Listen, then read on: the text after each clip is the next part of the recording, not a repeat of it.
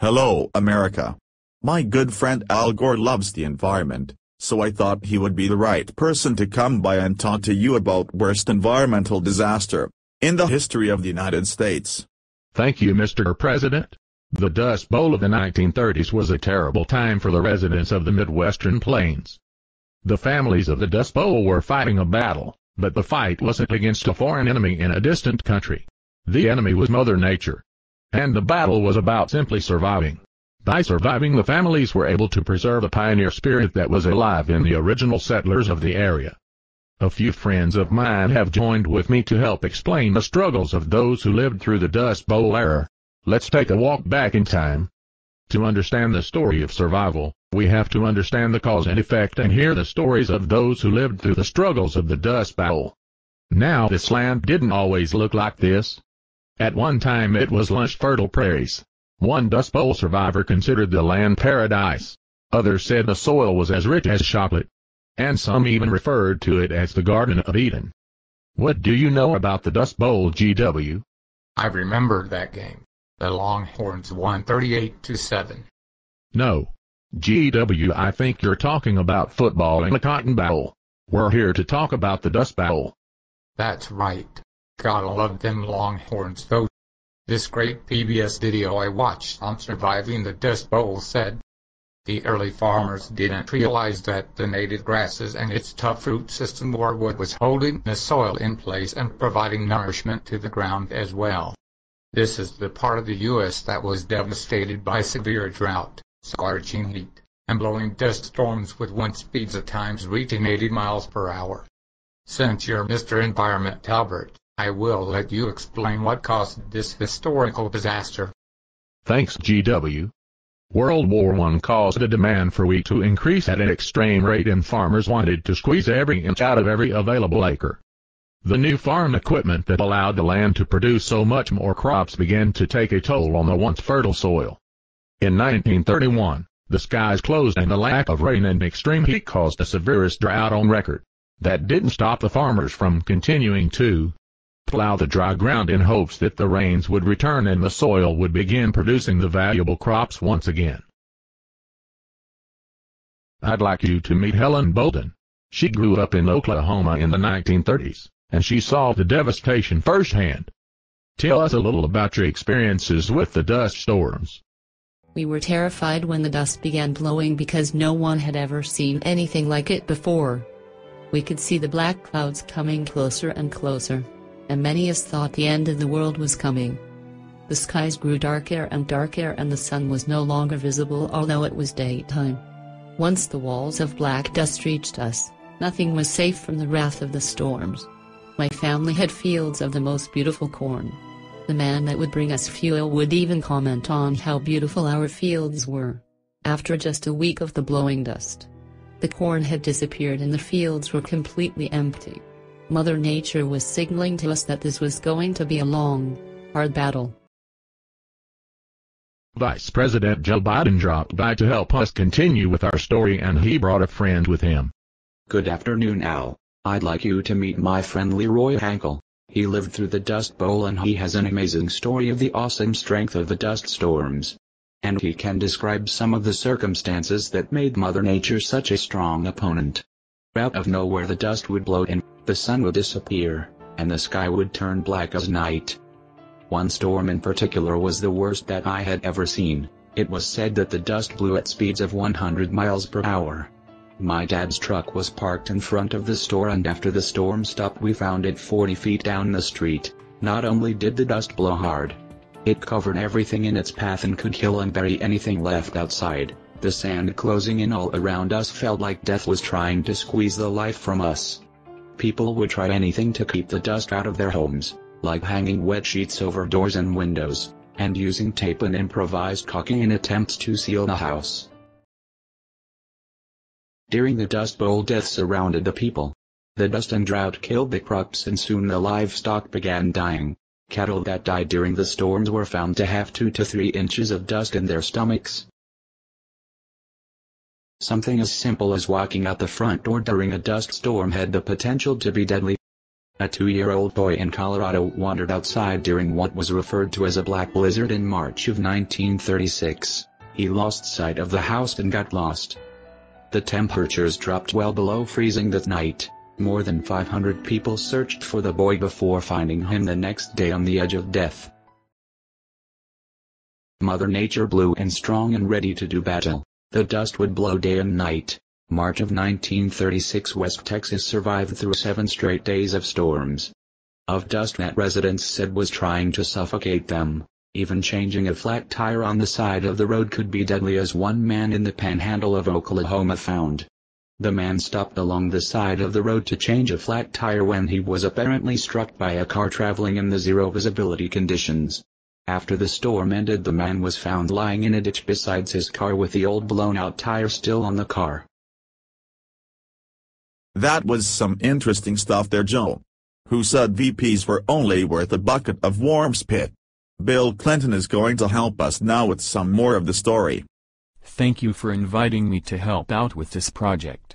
I've heard that the Dust Bowl was a daily battle for the people struggling to survive. The dust always carried a threat of death with it. For those who already had respiratory issues, the dust was something that was nearly impossible to fight. For approximately 7,000 men, women, and children that died from dust pneumonia, the blowing dust was a weapon of Mother Nature that they could not defeat. Doctors advised that people wear masks over their face. For those who couldn't afford masks, they would try to use whatever kind of cloth they could find. For some, if the dust did not kill them, the scorching heat would. During July of 1936, areas of the Midwest already suffering endured record-setting temperatures. 72 people died over a 6-day period when the temperature soared to 120 degrees. Those the heat didn't kill, rivers and lakes, others were seeking relief from the heat and did.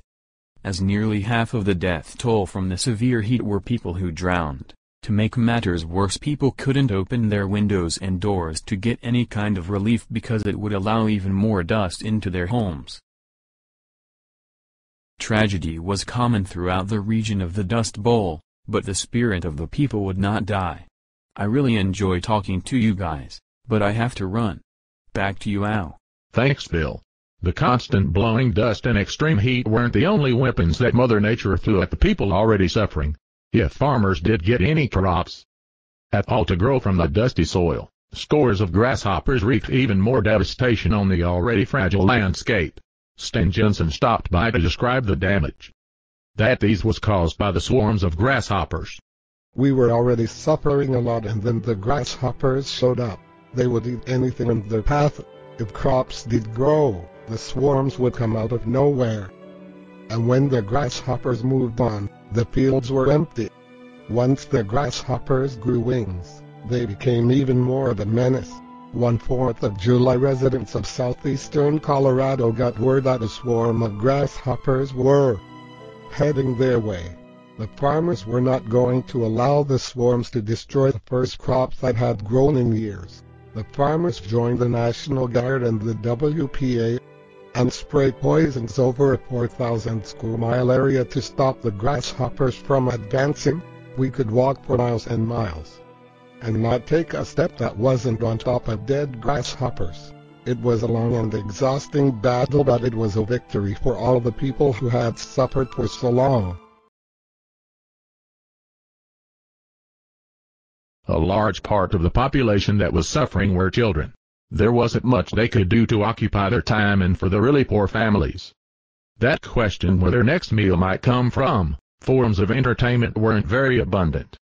One young child in Kansas wrote a letter to Mrs. Roosevelt in hopes that the First Lady might help her family.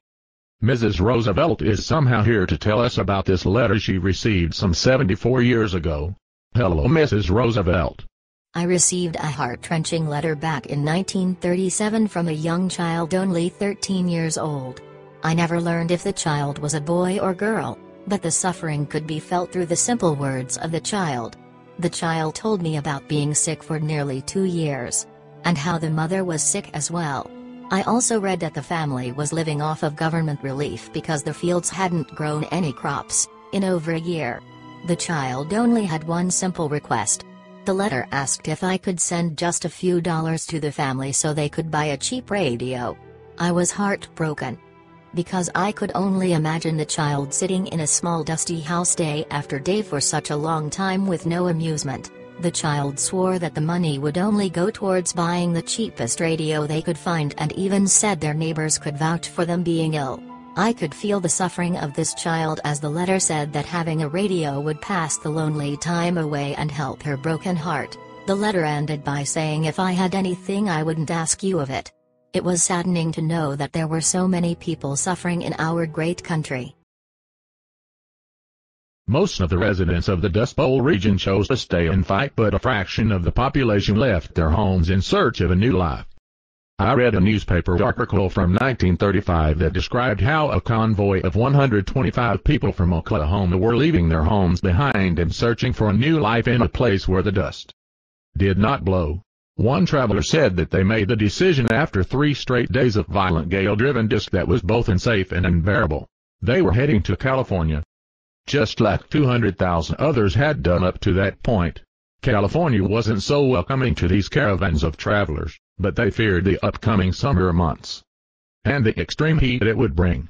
The fear that the blowing dust would either blow them out or kill them was too much for them to live with anymore. Those that lost hope left, but they were only about a quarter of the Midwestern population.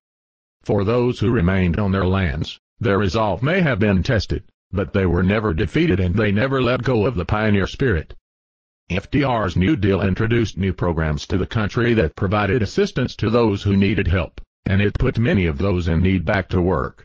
One of the new programs that helped the region affected by the Dust Bowl was efforts in conservation.